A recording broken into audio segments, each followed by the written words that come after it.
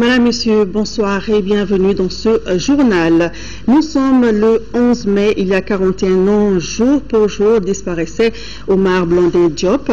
Cet étudiant et acteur public a marqué les années 1968-1973 pendant les grandes manifestations ouvrières et estudiantines contre le régime de Léopold Sédar Senghor. Omar Blondin Diop a été retrouvé mort dans sa cellule de la prison de Gorée après son arrestation à Bamako en novembre 1971. Hommage lui a été rendu cet après-midi par les plus hautes autorités du pays. Le reportage de Ibrahima Traoré. Un panel de haut niveau pour rendre un vibrant hommage à Omar Blondin Diop, disparu le 11 mai 1973, âgé seulement de 26 ans. Ancien élève de l'école normale supérieure, agrégative, Omar Blondin n'en était pas moins un intellectuel engagé, concerné par le devenir de son peuple. 41 ans après, l'on se souvient de cet homme de gloire. Ce que je voudrais qu'on fasse aujourd'hui, Monsieur le Président, et je crois que vous êtes bien placé pour le faire, c'est essayer de faire que, dans ce que nous retiendrons de ce bref passage de Omar dans la vie, c'est qu'il a une vie remplie et comblée parce qu'il s'est engagé, et que nous, aujourd'hui, nous devons donner aux jeunes générations des moyens de s'engager et de ne pas connaître ce vide et cette absence de perspective, de rêve et d'idéal. Omar, c'est une étoile filante. Je l'évoque ce que Philidabo Sissoko, qui a assisté à son baptême, a dit à Niamey, qui sera un nom universel. Et tout le monde sait la qualité géomantique de Philidabo. Et aujourd'hui, on a le constat qu'il est une étoile filante et universelle, puisque hommage lui est rendu à Dakar, à Paris et aujourd'hui à Bamako. Et je pense que c'est un grand signe pour toute l'Afrique, pour dire qu'il y a un idéal, que même si nous sommes affaissés, nous avons le bon bout, mais le bon bout va avec ceux qui croient en eux-mêmes et ceux qui croient en Dieu. Sa préparation de l'agrégation est interrompue par l'arrestation du groupe dit des incendiaires qui avait mis le feu au Centre culturel français de Dakar en janvier 1971. Certains membres du groupe sont condamnés à de lourdes peines. Choqués par la sévérité de ce verdict, Omar et quelques amis suspendent leurs études et regagnent l'Afrique afin d'œuvrer à la libération de leurs camarades emprisonnés. Arrivés à Bamako après un périple qui les conduira successivement de Syrie en Érythrée, puis à Alger et Conakry, ils ne parviendront jamais au Sénégal. Ils sont arrêtés préventivement au Mali, puis extradés à Dakar avant d'être jugés et condamnés. Nous sommes des Bamakois. Nous sommes des Bamakois et nul n'en avait conscience plus qu'Omar. Que serait devenu Omar? Je ne peux pas dire ce qu'il serait. Mais ce que je peux dire de façon certaine, c'est que sans doute les paradigmes politico-institutionnels d'aujourd'hui, qui explique le monde d'aujourd'hui, ne lui aurait pas paru particulièrement pertinent. Ni un certain nationalisme primaire qui a servi de fonds de commerce, ni une certaine vulgate marxiste qui a donné naissance à toutes sortes de variantes de socialisme africain, ni, je dirais, le discours postmoderniste qui se veut une réponse également à des problèmes nouveaux. Je pense cependant que il est certain qu'un homme comme Omar aurait sans doute, à l'image de Gramsci, refusé le transformisme qui permet à des États de décapiter des élites. Mais il n'aurait certainement pas non plus cédé au messianisme des élites qui fait croire que les intellectuels ou les élites intellectuelles ont un rôle de leader à jouer dans la transformation sociale. Il ne cherchait pas à écraser ceux qui n'étaient pas d'accord avec lui comme moi, avec la force de ses arguments. Il cherchait au contraire à tenter de les gagner patiemment à ses vues, sans les heurter, en leur montrant les faiblesses de leurs propres positions. Cette discussion révélait toujours son attachement profond pour l'Afrique et son désir de hâter l'émancipation des peuples africains. Il disait, et là je peux presque mettre des guillemets, nous devons faire en sorte que, à l'heure de notre mort, nous partions avec un peu moins d'amertume que la génération de nos parents qui nous a laissé une Afrique divisée, affaiblie et dominée. Je me sens aujourd'hui un peu plus de son bord, et c'est du plus profond de mon cœur que je lui dis hasta siempre, Omar. Il voulait que l'Afrique recouvre sa dignité que l'Afrique soit respectée et que l'Afrique joue un rôle dans l'histoire mondiale. Et le nationalisme est important aujourd'hui parce qu'il a été discrédité à partir du milieu des années 60. On nous a fait croire qu'être nationaliste était une mauvaise chose, que le combat nationaliste avait échoué. On a eu honte de nous-mêmes et progressivement nous avons abdiqué. L'Afrique est entrée dans une longue nuit marquée par l'ajustement structurel où on a démantelé nos États, on a appauvri nos États, on a remis en cause tout ce pour lesquels nos pères avaient combattu et aujourd'hui nous vivons des tragédies multiples. Omar Blondin Diop a été découvert mort dans des circonstances tragiques dans sa cellule. Dakar va immédiatement s'embraser sous la colère d'une jeunesse insurgée. Elle descend dans la rue pour exprimer son indignation. Des manifestations spontanées sont organisées un peu partout dans le pays.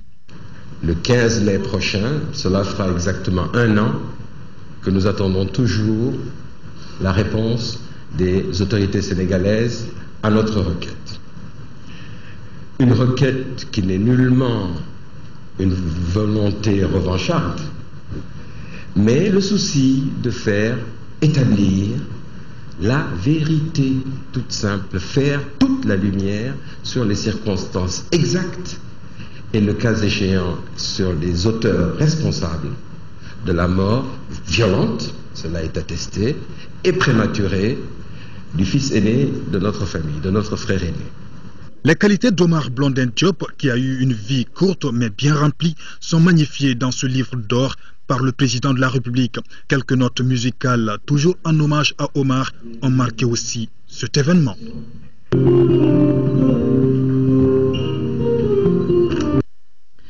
Pour le chef de l'État, Omar Blondin Diop incarnait la lumière. Dans une intervention pleine d'émotion, le président Ibrahim Boubacar Keïta a salué la mémoire de ce grand homme qui doit servir d'exemple à la nouvelle génération. Nous l'écoutons. Omar était un enfant de lumière, un enfant de lumière.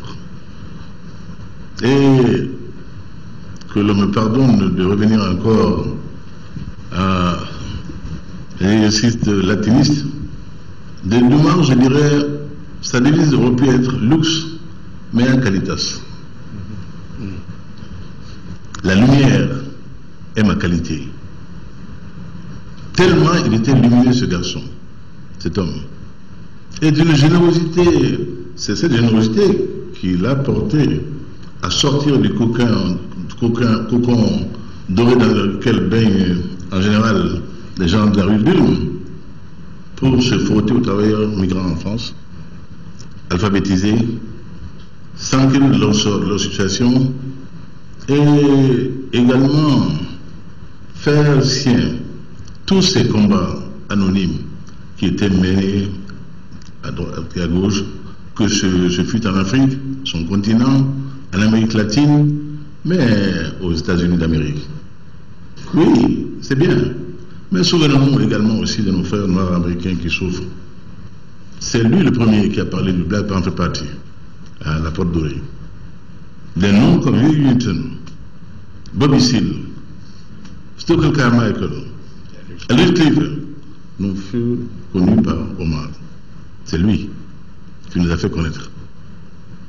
Donc cet homme était véritablement universel, d'où son manque total de complexe.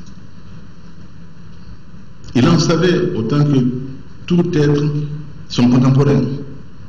Dès lors, quel complexe pouvait-il nourrir? Omar était un homme libre, totalement libre. Libre du fait de son savoir immense, libre de par ses dispositions personnelles, intellectuelles, psychologiques et culturelles. Notre père Blondin était un homme libre et que ses enfants aient été ces hommes libres qui parfois ont payé cher cette liberté-là n'était pas pour surprendre.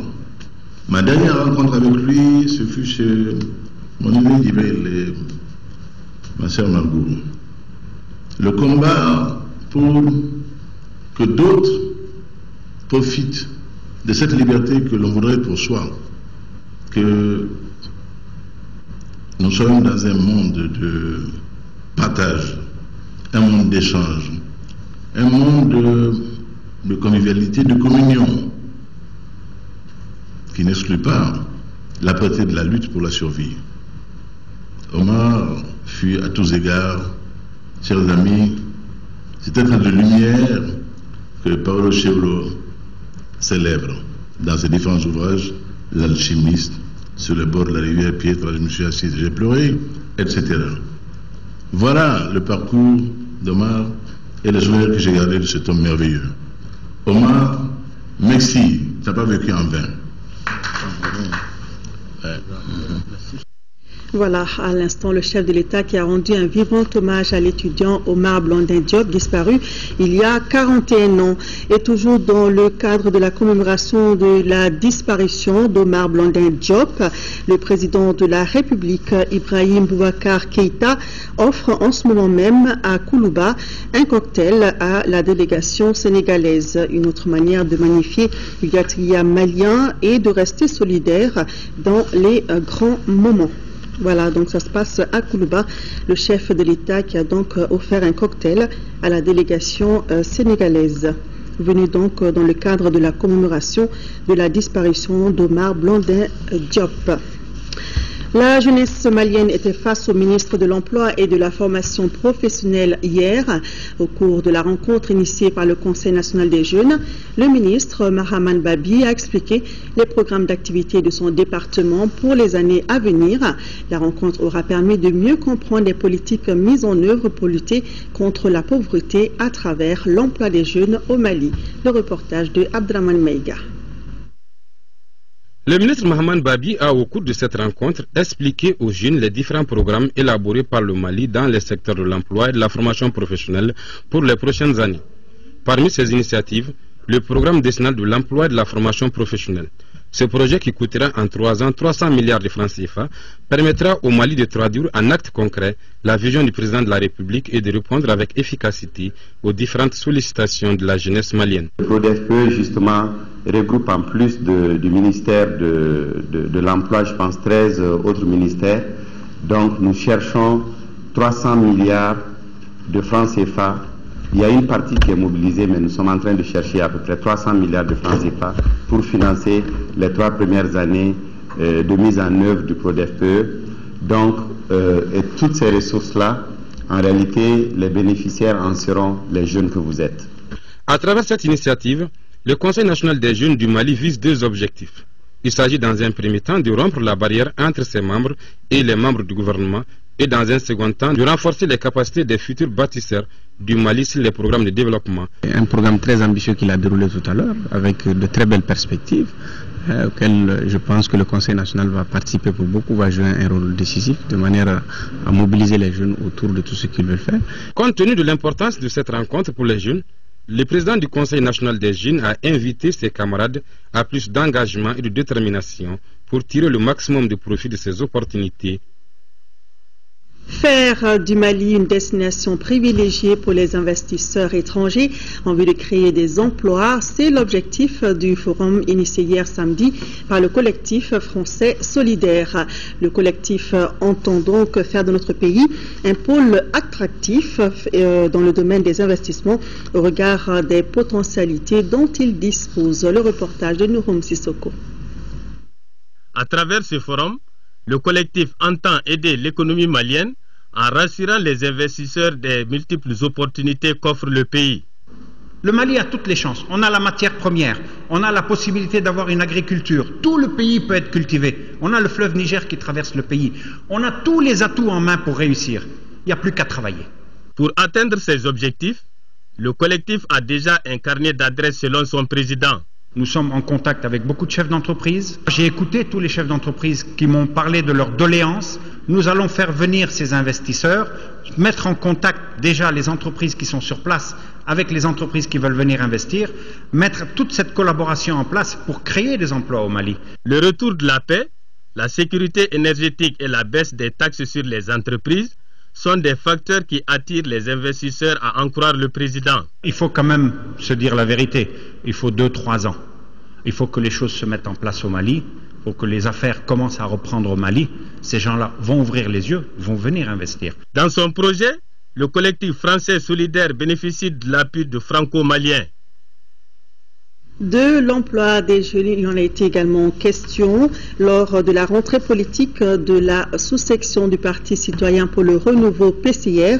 C'était à 15 Ndougou, dans la commune du Mandé, dans le cercle de Kita. Le reportage de Garibou Pérou. Qu'il s'agisse des jeunes ruraux, urbains ou migrants, les besoins de la jeunesse malienne sont connus de tout le monde. Très préoccupé par la question, le Parti citoyen pour le renouveau PCR a choisi dans le cadre de sa rentrée politique le thème de la création d'emplois des jeunes en milieu rural.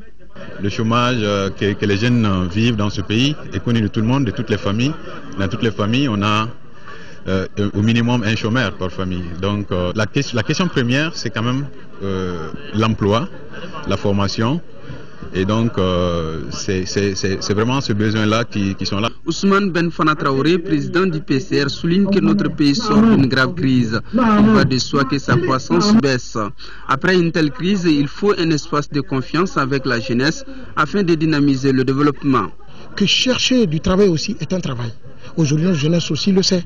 Donc je suis convaincu que notre parti, qui aujourd'hui est en lien avec l'international libéral, avec le réseau libéral africain, aujourd'hui est en train de tout faire pour que des entreprises se délocalisent chez nous. Nous savons aussi que nous avons une jeunesse dans ce pays qui est une jeunesse talentueuse, une jeunesse qui a beaucoup de talent. Et cette jeunesse a besoin aujourd'hui qu'on lui fasse confiance, qu'on donne la chance à des jeunes talents, pour que ces jeunes talents aujourd'hui puissent vraiment avoir accès à des fonds, puissent avoir accès à des crédits pour créer de l'emploi et stimuler notre économie. Puisque le Parti citoyen pour le renouveau PCR est dans une organisation internationale, il peut donc mettre à profit ses relations dans la création d'emplois des jeunes au Mali. Vous le savez, le ministre de l'Éducation est à Caille pour voir comment se porte l'école dans la région. Il se trouve que le système éducatif de la région se détériore progressivement au profit de l'orpaillage. Un constat triste qui a obligé Togola Jacqueline Marinana à visiter la zone aurifère pour échanger avec les orpailleurs. Le récit de nos envoyés spéciaux, Mamouro Sidibé et Seiba Kouyati. S'il y a une activité aujourd'hui préjudiciable au système éducatif malien, c'est bien l'orpaillage. La forte mobilité des jeunes vers ces zones a obligé le ministre à se rendre à Sakola Bada dans le cercle de Kenyeba pour échanger avec les orpailleurs. Ce que j'ai vu m'inquiète énormément. Parce que j'ai vu dans les placères que j'ai eu à visiter de jeunes enfants en âge scolaire là, abandonnés à eux-mêmes. Et en plus de cela, il y a ceux qui ont déserté les classes pour aller dans les placères, pour chercher de l'or. Donc c'est une situation très grave.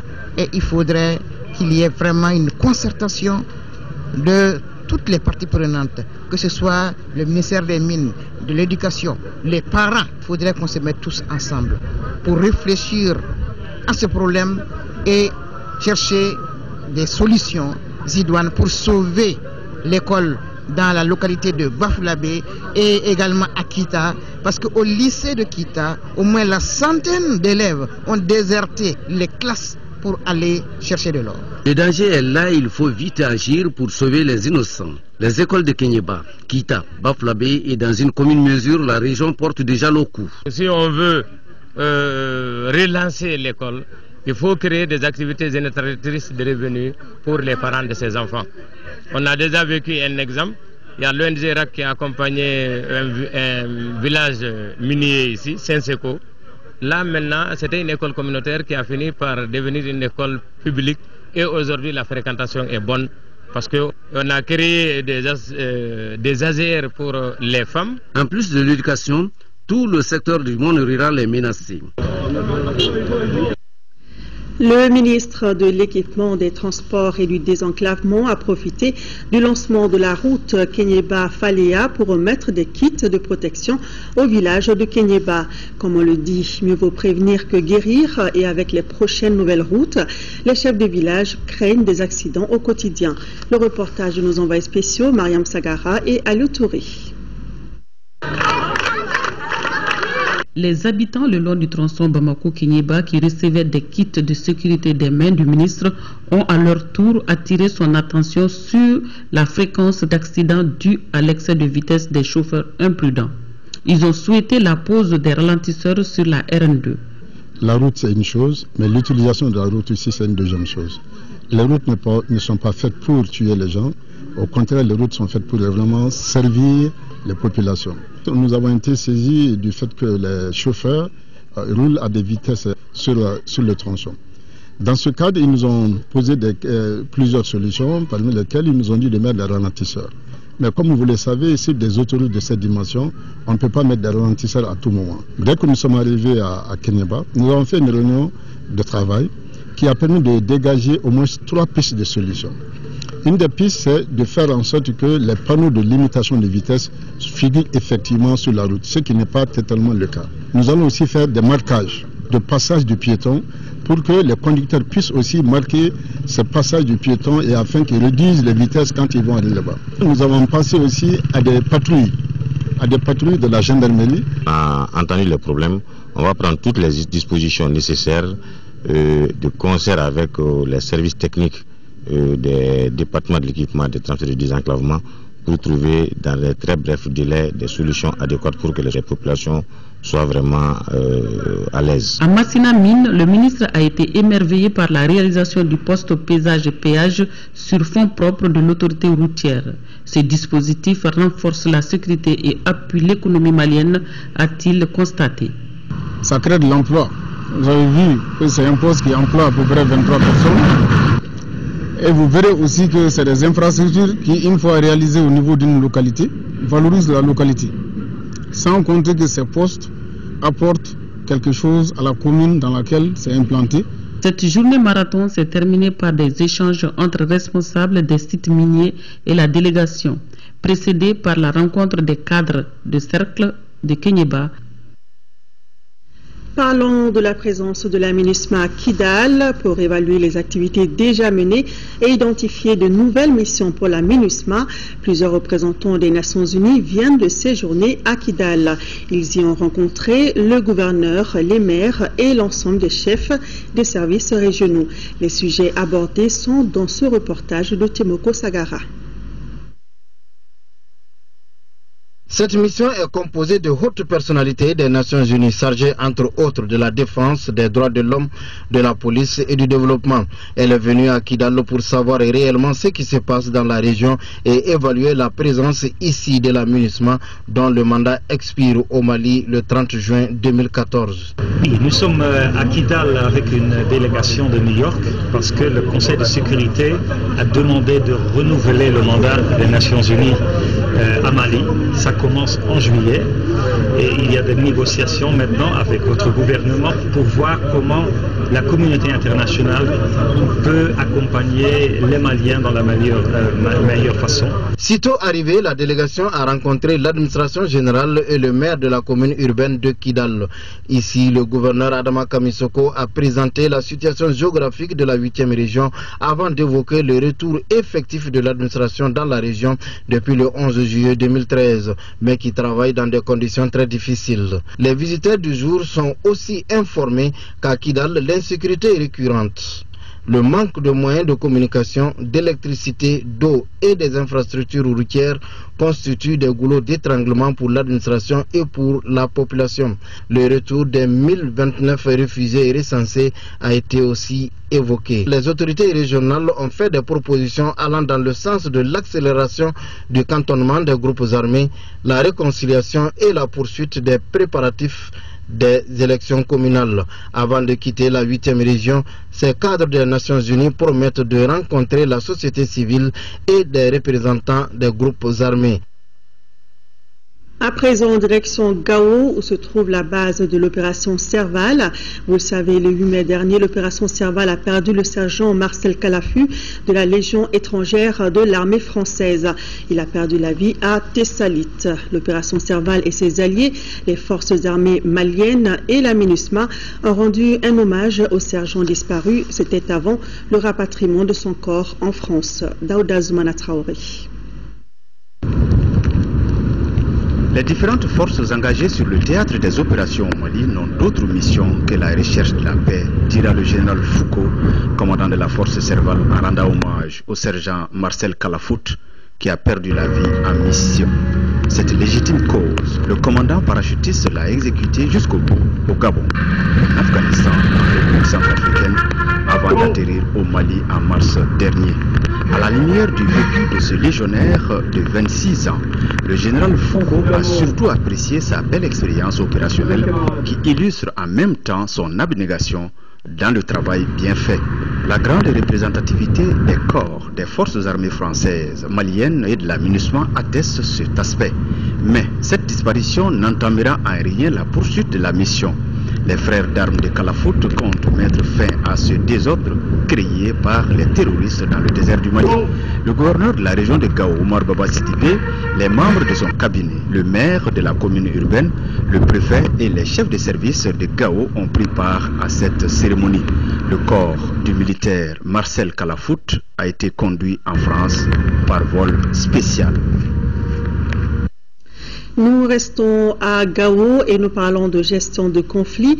L'ONG Carrefour Développement vient de lancer le projet d'appui à la cohésion sociale et au renforcement d'un dialogue national à Bourem.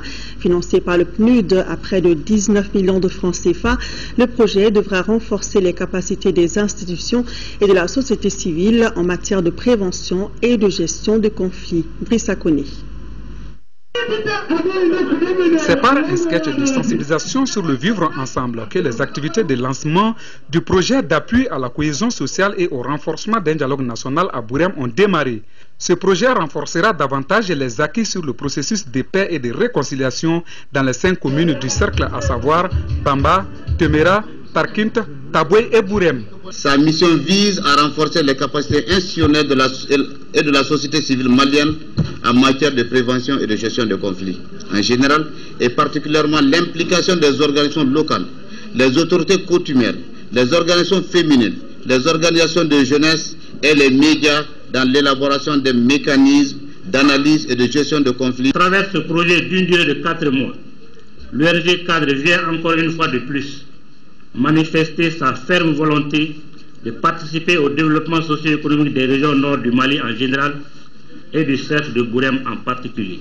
Avant la fin de ces projets, l'ONG Carrefour Développement envisage de former et renforcer les capacités de 303 leaders locaux, coutumiers et religieux, ainsi que 202 jeunes et femmes en gestion des conflits et des crises communautaires. On croit que ce projet est un bon projet et on compte se donner la main pour beaucoup travailler et parler le même langage. Les femmes sont la sensibilisation autour de la paix parce qu'on est obligé de vivre en paix ensemble aussi.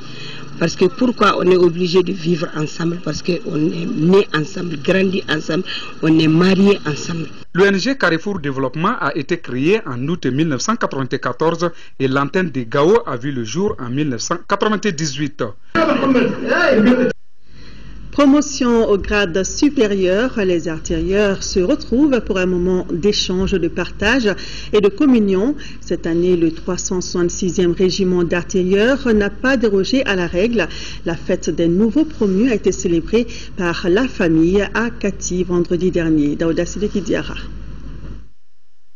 Comme dans toute période d'une vie militaire, il y a des moments qui sont mis à profit pour se retrouver et se récréer. La journée de ce vendredi fait partie de ces moments. Elle a permis aux artilleurs du 36e régiment de Kati de renouer avec la tradition. Nous sommes un corps homogène et serein. C'est cet esprit du corps qui nous permet de travailler main dans la main pour les causes et les besoins de notre mission d'appui permanent et efficace. Des unités assoiffées, angoissées et terrifiées.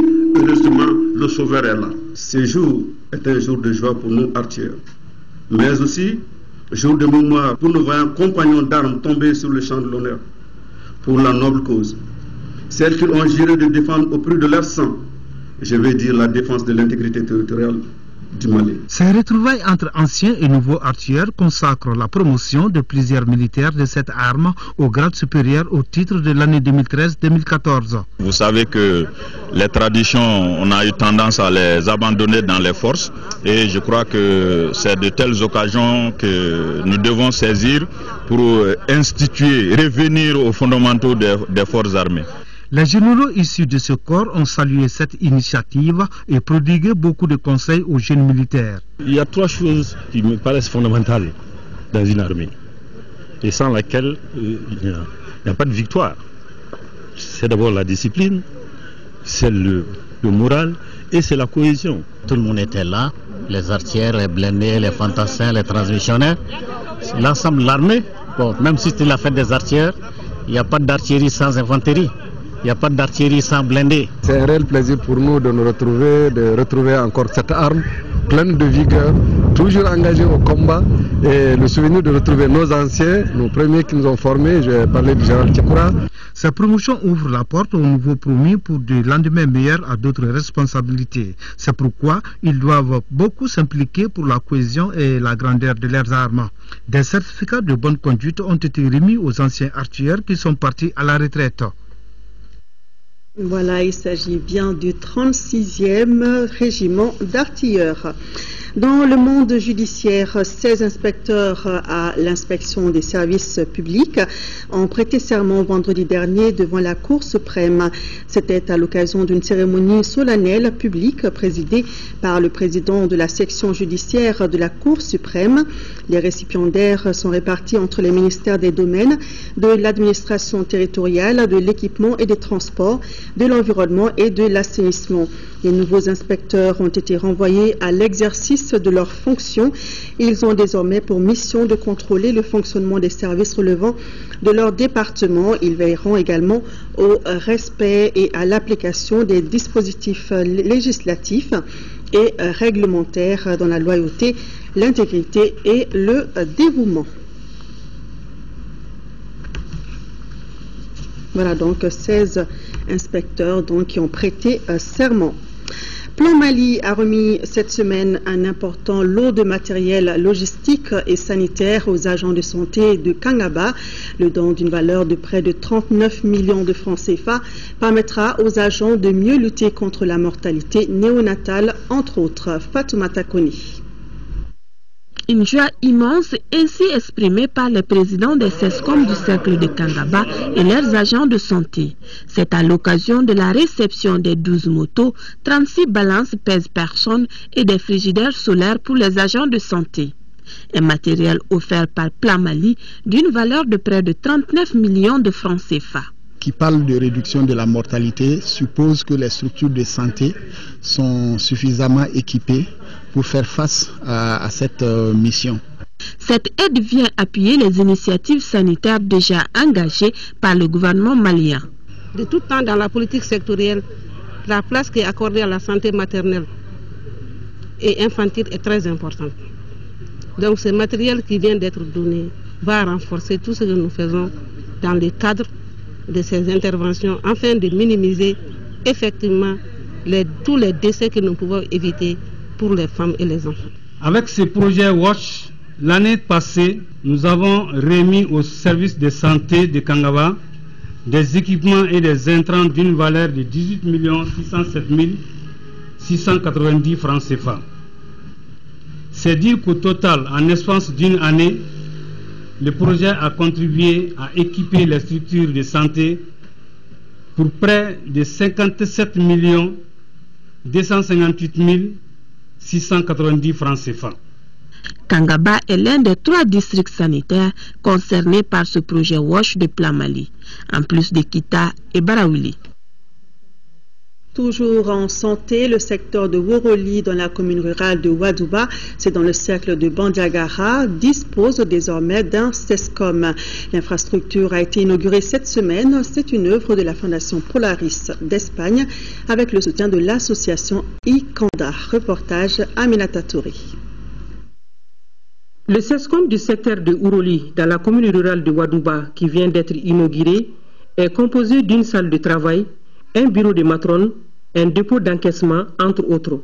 Il a vu le jour grâce à la Fondation Polaris d'Espagne et entièrement équipé et fourni en produits médicaux par l'association Ikanda. Aujourd'hui, je peux affirmer avec certitude que le secteur de Ouroli est comblé par la réalisation de ces gigantesques infrastructures et ces équipements nouveaux pour permettre d'accueillir les malades venus de l'aire de santé de Ouroli, mais également des contrées voisines. J'ai pensé que la priorité était la santé. Donc on a équipé complètement le CESCOM, prenant en charge les salaires de tout le personnel.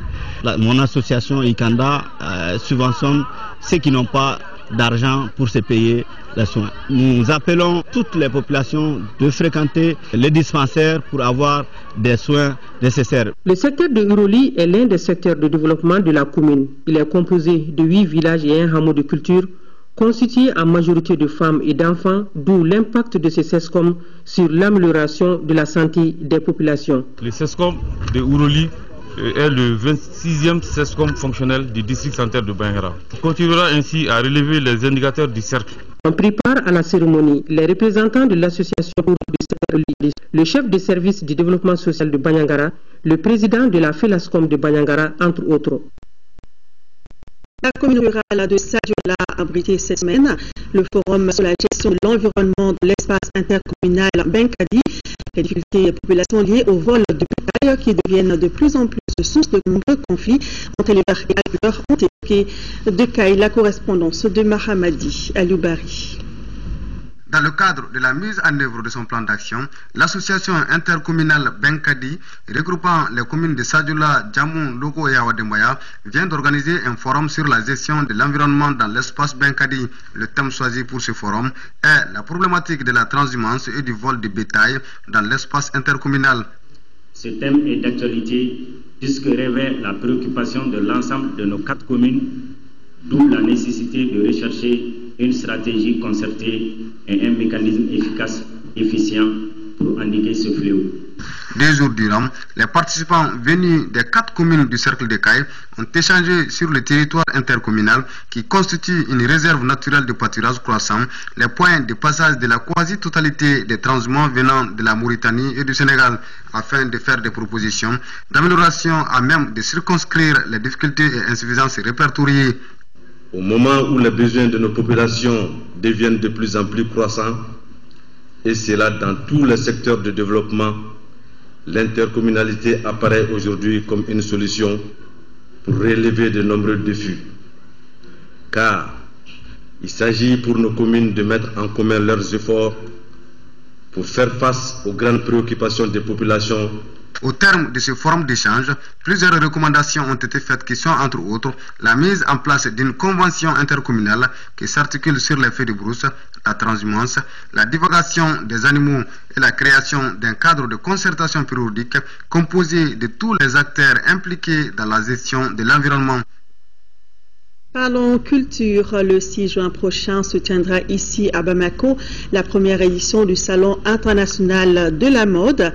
Ce rendez-vous d'échange se déroulera en une journée et sera marqué par une exposition-vente et un défilé de mode.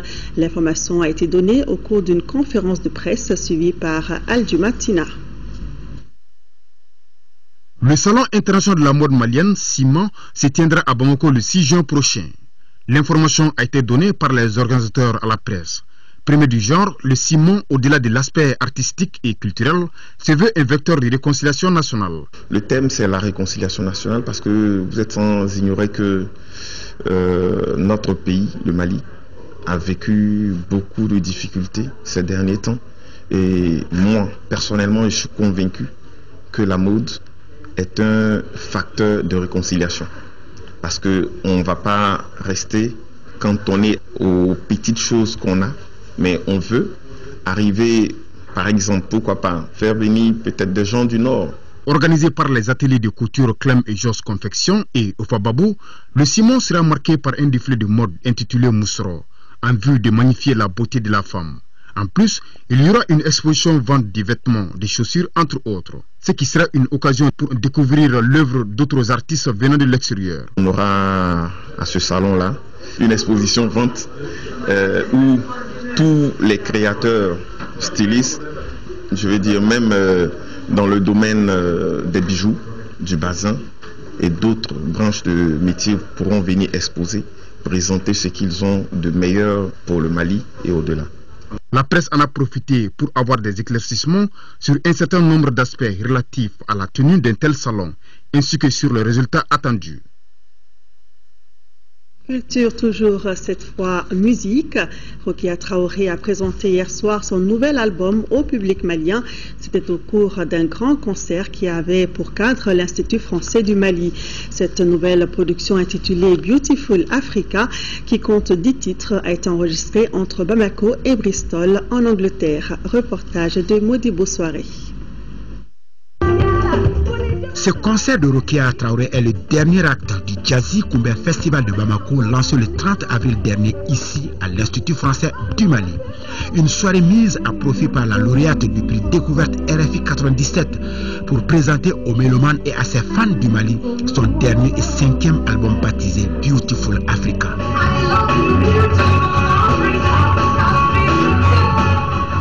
Beautiful Africa marque donc le retour de Rokia sur le marché discographique après plusieurs années d'absence. Et pendant 6 ans, j'ai fait d'autres projets, effectivement, non seulement dans la musique, mais dans le théâtre aussi, dans le cinéma. Et puis après, je suis revenue, il était temps de faire un autre album. Artiste chanteuse, auteur, compositeur, interprète et guitariste, Rokia Traoré, à travers ses nouvelles opus réalisées par l'anglais John Paris, scelle le son rock de l'album, mêlé à des sonorités plus traditionnelles de notre pays. La chanson titre est une ode au Mali et à l'Afrique. Interprétée en bamana, français et anglais, elle a été écrite dans l'urgence avant l'enregistrement au moment de la crise que notre pays a connue. J'étais heureuse que ce soit arrivé pendant que j'étais là, parce que je ne m'imaginais pas vivre ça de loin. Je pense que ça aurait été encore plus terrible.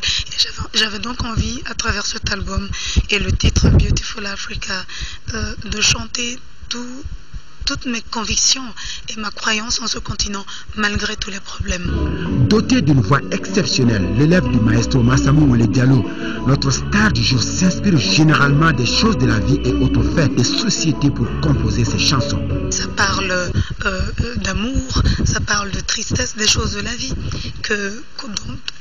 qui nous sont inspirées ou qui me viennent de la vie de tous les jours, qui m'entourent. Pas forcément des choses qui m'arrivent à moi, mais des choses dans ma vie quotidienne qui donnent envie de s'exprimer et d'écrire un texte. Après tout, c'est probablement cela qui me pousse à faire ce métier. Avec un répertoire pertinent et très énergétique, orchestré par sa guitare électrique et le son très rustique des instruments traditionnels, Rokia Traoré a séduit ce vendredi soir un public acquis à sa cause.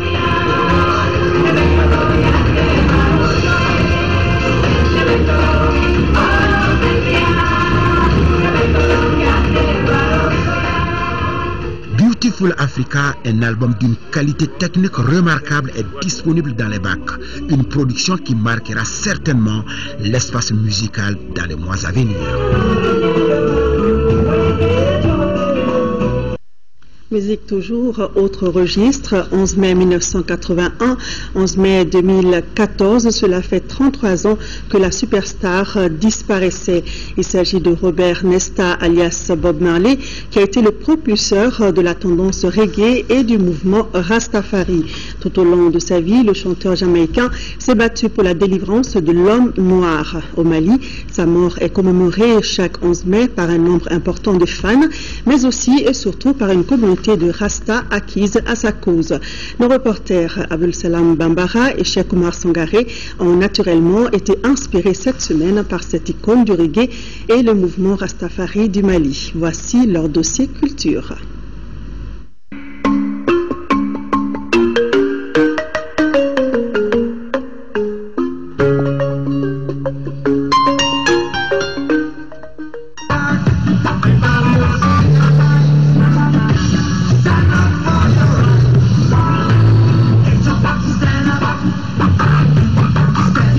Robert Nesta alias Bob Marley a rencontré de son vivant un succès inédit et reste à ce jour le musicien qui a permis à la musique reggae et au mouvement Rastafari de connaître une audience planétaire.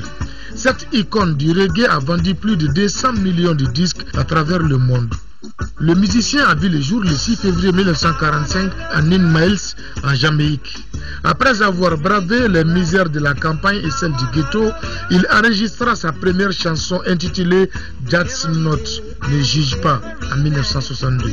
En 1963, il forme en compagnie de Junior Brathwaite, Peter Tosh et Bunny Wellers le groupe The Wellers, les gémissaires. Nous sommes en 1966. Bob Marley devient un vrai adepte du rastafarisme, un mouvement qui a émergé dans les années 1930. C'est ainsi qu'il retourna dans son village natal en 1967 pour un ressourcement spirituel tout en continuant d'enregistrer et de publier des 45 tours. Le live enregistré le 18 juillet 1975 à Londres contient son premier succès international, No Woman No Cry, une chanson dans laquelle il console une femme affectée par la violence des ghettos. Suivi de Rastaman Vibration en 1976, qui sera le disque le plus vendu du vivant de l'artiste. Rastaman Vibration, yeah. Live if you wanna live,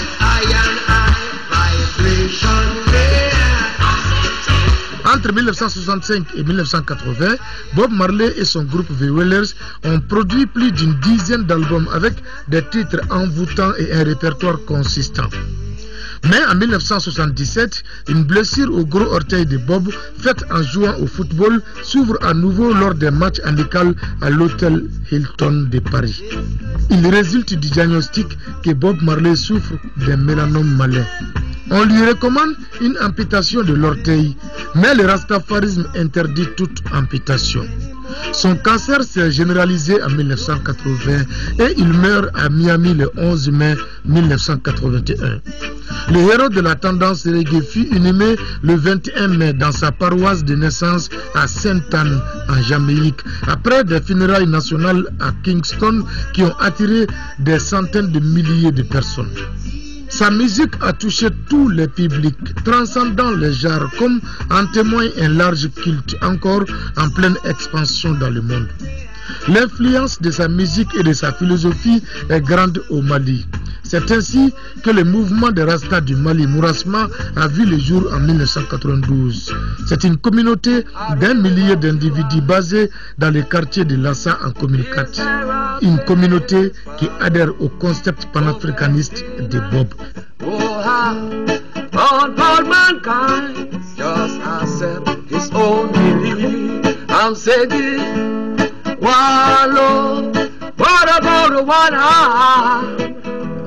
What about the let's get together and feel alright? Bob Marley, il est l'un de ces messagers qui a reçu de bien traduire la souffrance de tout un peuple, tout un continent. Il a réussi à hausser quand même l'image du rastafarisme à un point tel qu'on ne peut que lui rendre hommage et pour commémorer quand même l'anniversaire de sa mort.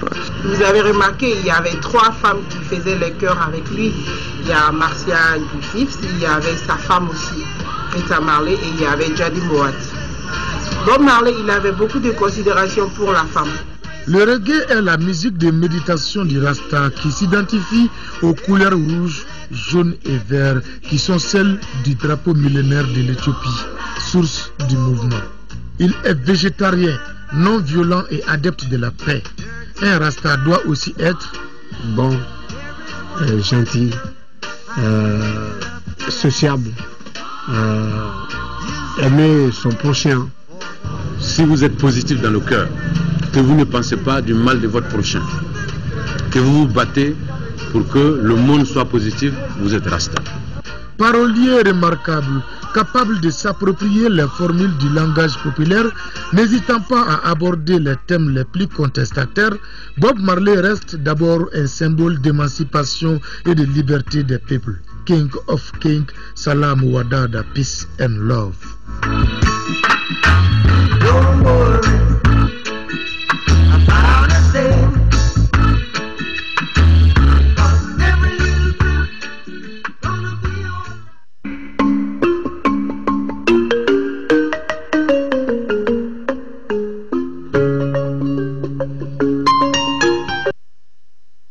donc un dossier souvenir de Cheikh Oumar Sangaré sur la vie et les œuvres de Bob Marley. Sport football, championnat national de Ligue 1. Hier, au compte de la 18e journée, au stade Modibo Keïta, les 11 créateurs de Nyarela ont dominé l'ASB 2-0. En deuxième heure, l'AS Police a remporté son match face à l'USFAS par le score de 1-0. Mamoto Dante nous fait le point des deux rencontres. Le duel des porteurs d'uniforme a vu la victoire de l'AS Police devant l'USFAS par le score d'1-0. Pourtant, c'est l'USFAS qui entre en force dans cette rencontre avec un esprit plus combatif. Alors que l'AS Police procédait par contre, ce qui sera payant, à la 30e minute, une passe bien appuyée de Moussa Diarra permet à Mamadou Sidibé d'ouvrir le score pour l'AS Police. 1-0. Les militaires manquent d'inspiration pour revenir au score jusqu'à la fin des 45 premières minutes. De retour des vestiaires, les 22 acteurs développent un jeu ouvert sans être lucides devant le but. Après le match nul de 0 partout à l'aller, l'AS Police remporte les 3 points de la partie lors de cette phase de retour. Il y a des situations de jeu, souvent on pense qu'on peut marquer plusieurs buts, beaucoup de buts, mais souvent on s'arrête à un but. Mais par contre, souvent on pense qu'on ne peut pas marquer beaucoup de buts, on marque beaucoup de buts. Et on compte améliorer la partie offensive. Marquer beaucoup de buts. La première mi-temps, on devait tuer les matchs. Sur 30 minutes, on pouvait marquer 3 buts. Des occasions nettes, mais ça fait partie du jeu. Les jours où tu ne gagnes pas, tu ne gagnes pas. Ça a été un jour sans pour l'attaque de l'USFAS. Avec ce succès, les policiers se placent devant leur adversaire du jour au classement provisoire de la 18e journée, en occupant la 8e place avec 24 points. Déjà en première heure, les 11 caractères de Nyarela ont dominé l'ASB 2-0. Dans cette rencontre, tout s'est joué en deuxième période. Alors que l'ASB dominait, ce sont finalement les 11 caractères qui vont ouvrir le score. Sur un centre de Aliou Aïdara à la 71e minute, Sekou Diarra trompe le portier de l'ASB. En toute fin de la rencontre, Lassine Soumaoro inscrit le deuxième but des 11 caractères de Nyarela. Au classement provisoire de la 18e journée, l'équipe de Nyarela se classe 3e avec 32 points. Et toujours au compte de la 18e journée, le Djolibassi a battu le COB 2-0 et Mac sur le desk sport de l'ORTM. Le journal